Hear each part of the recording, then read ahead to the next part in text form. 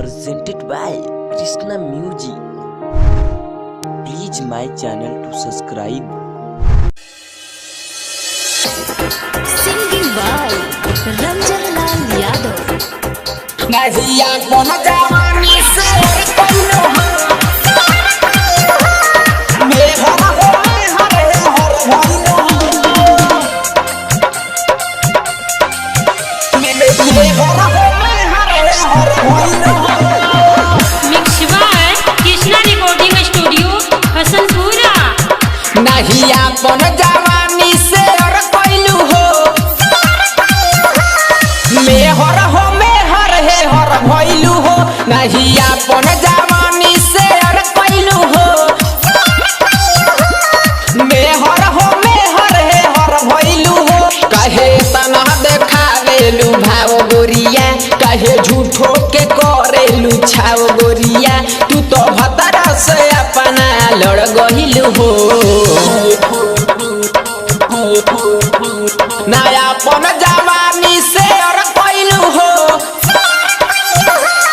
मेहर हो मेहर है हर भइलू हो नहीं अपन जवानी से अर कैलू हो मेहर हो मेहर है हर भइलू हो मेहर हो मेहर है हर भइलू हो। Mix by Sonu Kushwaha Thekaha Bazar Motihari. Mix by Krishna recording studio Hasanpura. मेहर हो मेहर है हर भइलू नैहर में लागेला खेलेलू खेला यारवा हो खूब लेला यारवा हो खूब लेला हाँ हाँ नैहर में लागेला खेलेलू खेला यारवा हो खूब लेला यारवा हो खूब लेला हमरा से काहे तू भागेलू दूर हो यारवे पे अपना ऊपर भइलू हो नया अपन जवानी से और कैलू हो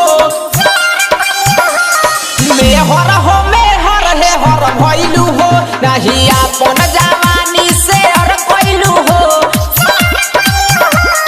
मेहर हो मेहर है हर भइलू हो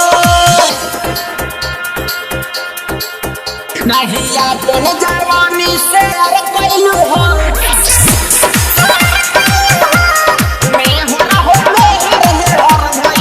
mix by Krishna recording studio Hasanpura.